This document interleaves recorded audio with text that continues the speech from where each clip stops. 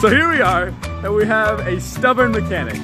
He wants more money. He's a greedy boy. In this economy, he wants more money. So I'm gonna do exactly that, right? We have our AC, and it's down there. I paid him 20 bucks and we've gotten this far. We've gotten the thing hooked up. And we need to make it all the way over here. So let's see how far we can get.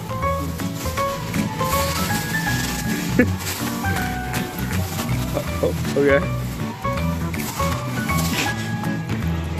Alright, let's throw something new in the mix. Let's get a dime.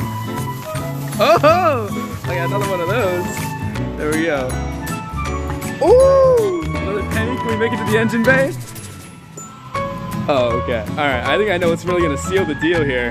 We're gonna have to take out the $1 million bill.